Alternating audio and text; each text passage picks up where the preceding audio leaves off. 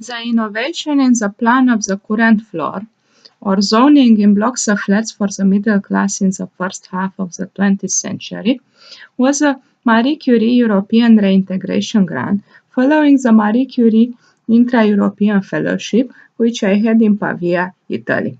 The grant started just half a year after finishing the initial fellowship and lasted 3 years. It had several innovations, which we will see in course of this video.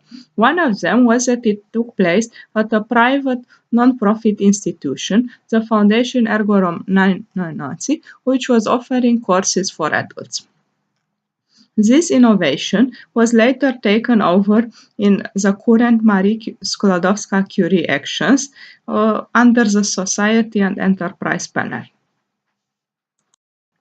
The aim of the fellowship was to see the interdependence between the plan of a building and the facade. The facade is many more visible than the plan, and for the plan it needs archive research. I worked out a zoning of the plan, which later resulted in an ontology of the zoning, thus including computer science into the exploitable foreground of the action.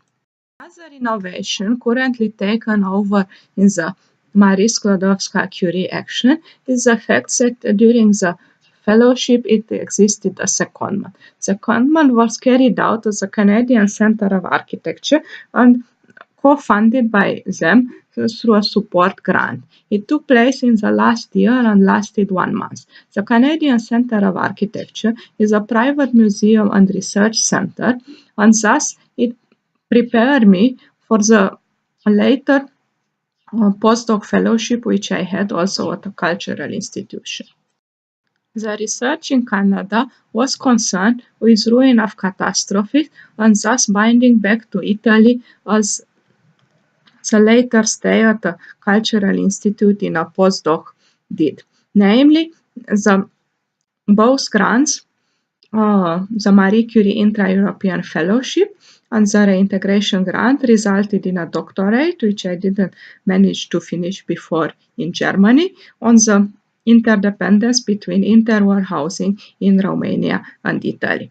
And I remained employed on a permanent position at the institution where I finished the doctorate. In Canada, also I got acquainted with the work of the most renowned Romanian architect abroad, Dan Hanganu. In the subsequent postdoc in Rome, I had the chance also to re-meet my former advisor in the Canadian Centre of Architecture in Montreal.